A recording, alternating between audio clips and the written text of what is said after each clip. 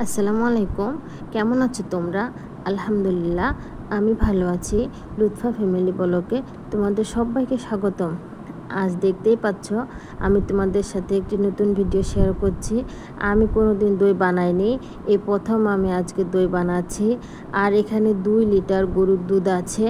এই দুধ কিন্তু আমার মা দিয়ে পাঠাইছে আমার ভাইয়ের দ্বারা দই বানানোর জন্য। আমি দুধটাকে গরম করে নিয়েছি, আর দেখতে পাচ্ছ আমি দুধটা গরম করেছি রাইস কুকারে। দইটা জমানোর জন্য আমি বাজার থেকে দই নিয়ে এসেছি।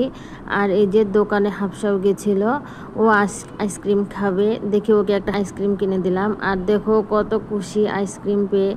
আমরাও ছোটোর সময় হয়তো বা আমাদের ভাইয়াও গেছিলো আমার সাথে। এই যে আইসক্রিমটা এতই গরম আবহাওয়া যে আইসক্রিমে তো নাজেহাল অবস্থা। দেখুন আইসক্রিমটা কিভাবে গলে গেছে। এই অবস্থা দেখে আইসক্রিমের মেয়ে তো আমার দৌড়ায় গেছে একটা বাটি আনতে, কারণ বাটি ছাড়াই আইসক্রিমটা পড়ে যাবে। বলছে আম্মু আমি একটা বাটি নিয়ে আসি। এই যে ও এখন আইসক্রিমটা খাচ্ছে।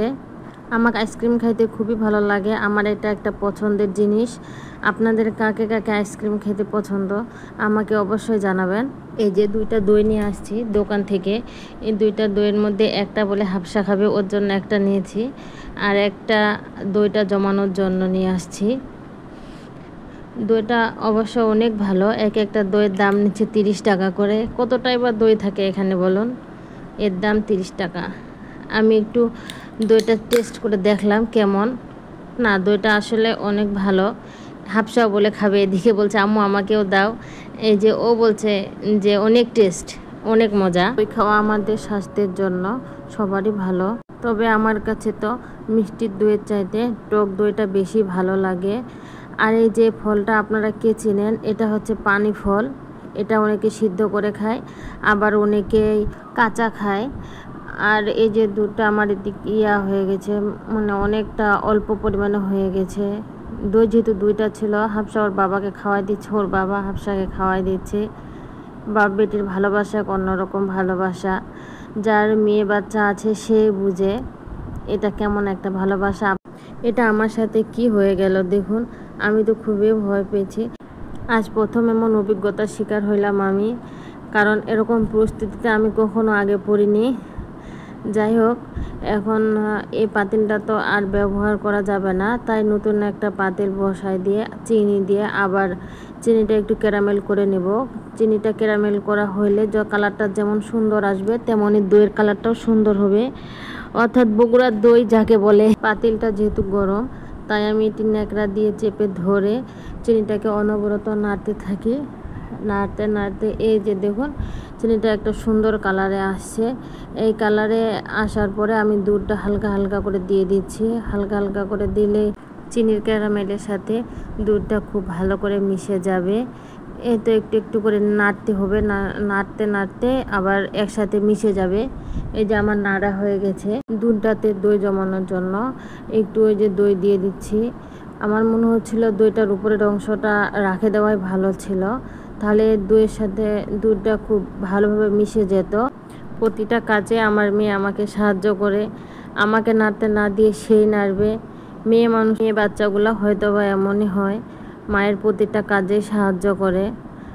আমি যখন দুধটা নাড়তেছি, অর্থাৎ দইটা মিশিয়ে দিচ্ছি, তখন উপরে ছানাগুলো কোনো মতে মিশতে ছিল না। এই তো নাড়তে নাড়তে আবার দুধ, মানে এক্সট্রা যে দুধটা ছিল সেই দুধটা দিয়ে দিচ্ছি। দেওয়ার পরে যতটা দুধ আর কি দই করব সেটা দিয়ে দিলাম। দিয়ে দেওয়ার পরে এই যে নাড়তেছি, উপরের ফেনাগুলো দেখে কি মনে হচ্ছে বলুন তো, বগুড়ার দই তাই না? আমার কাছে তো তাই মনে হচ্ছে। যেহেতু প্রথম দই বানাচ্ছি, প্রথম অভিজ্ঞতা, আমাকে খুবই ভালো লাগতেছে। আমার মনে হচ্ছে দইটা ভালোই জমবে, কিন্তু জানি না কেমন জমবে। আঙ্গুল দিয়ে দেখতেছি দুধটা উষুম কুসুম গরম আছে কিনা। আর এই যে এই বাটিটাতে আমরা আগে দই নিয়ে, বাজার থেকে দই নিয়ে এসে খাইছিলাম, আমার কাছে বাটিটা ছিলই। আর এই বাটিটা করে দই বসাবো। আর অল্প পরিমাণে দুধ আছে, সেটা আবার আরেকটা ছোট বাটিতে দিয়েছিলাম, ওটা দেখানো হয়নি। আবার তারপর দিন চলে আসছে, আসার পরে এই যে দইটা দেখি আমার কেমন জমছে।